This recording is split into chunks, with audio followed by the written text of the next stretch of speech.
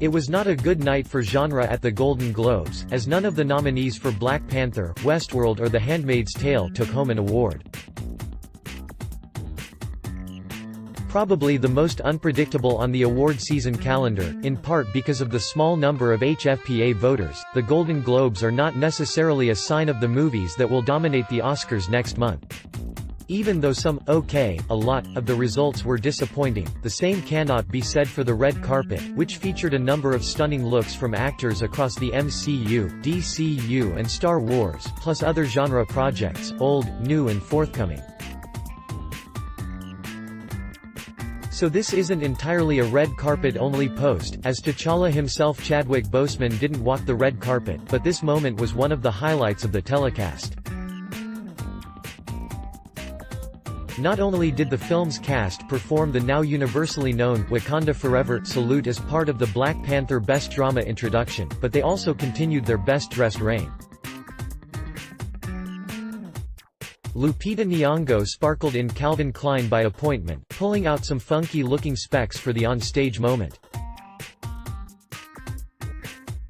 Bows of all shapes and sizes were a big trend of the night, with Danai Gurira serving up one of the most dramatic in custom rod art. Keeping it classic in custom Burberry was Michael B. Jordan. Meanwhile, Boseman once again proved he has come to play sartorially.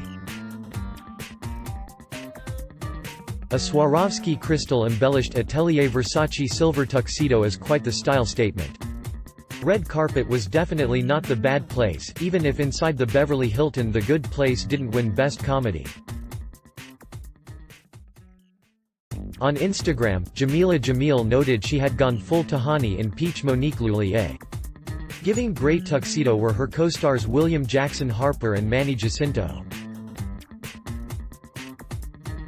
The person writing the Chiron is clearly a big fan of the show, calling Jamil Camila al-Jamil after the sister that always steals Tahani's thunder on The Good Place.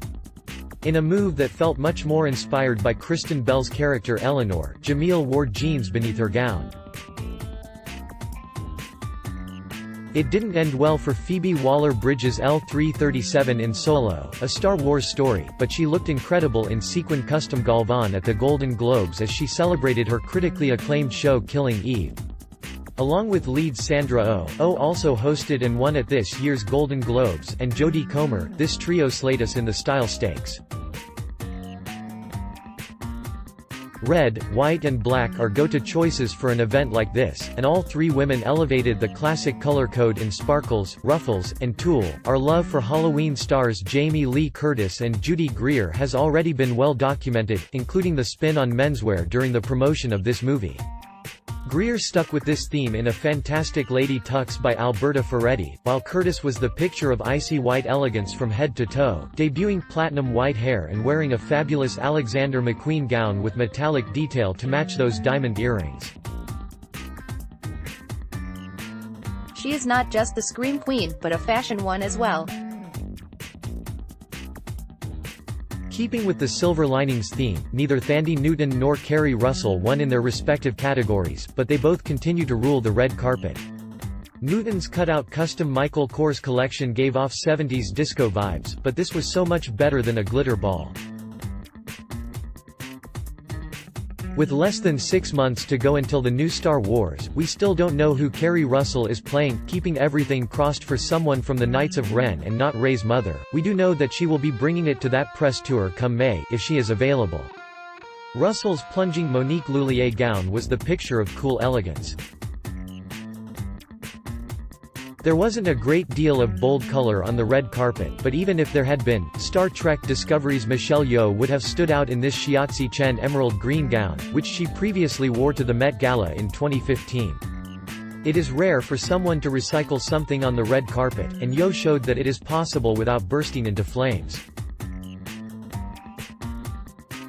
Pairing it with the ring from Crazy Rich Asians was a genius move, a ring actually from Yeoh's own collection. Both Yeoh and Rosamund Pike have come a long way since their stints in the Pierce Brosnan-era Bond movies. Pike served up the dress equivalent of the flames emoji in custom Givenchy. No gadgets needed, but the silver jacket slung over her shoulders could double for chic armor. What better to wear with a gigantic Valentino haute couture gown than a pair of not-so-hidden shorts? This is a fun contemporary twist by Valentino, and it is also not the easiest of looks to pull off, but Humans star Gemma Chan does exactly that.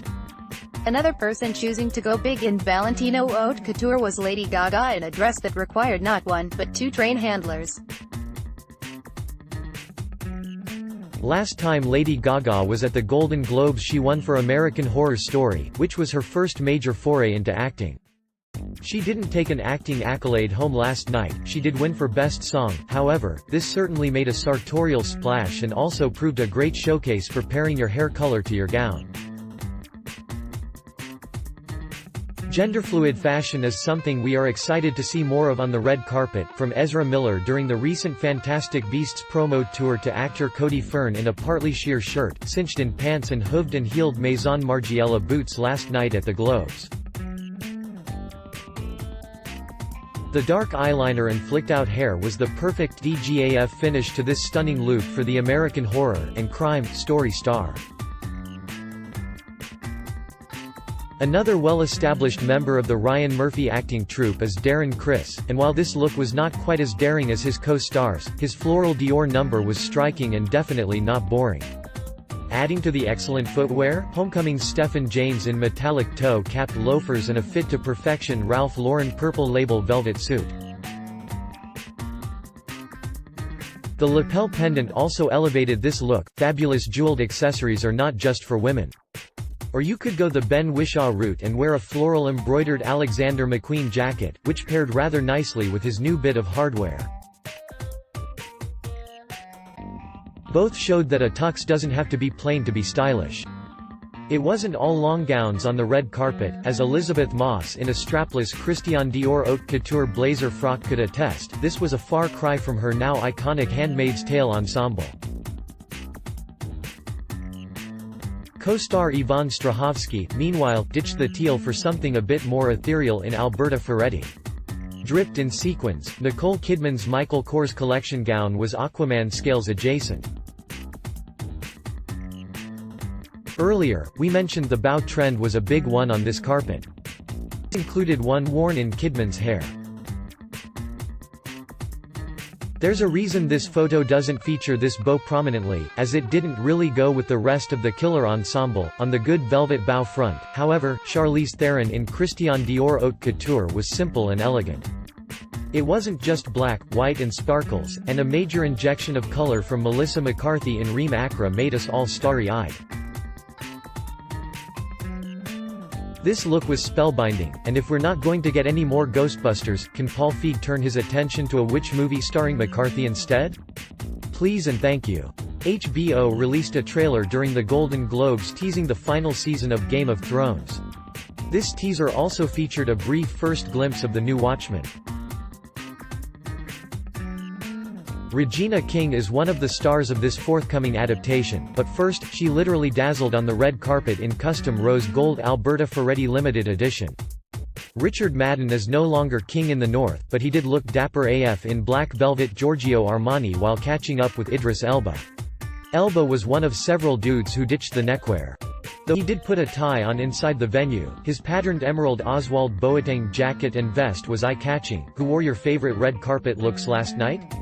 Let us know in the comments.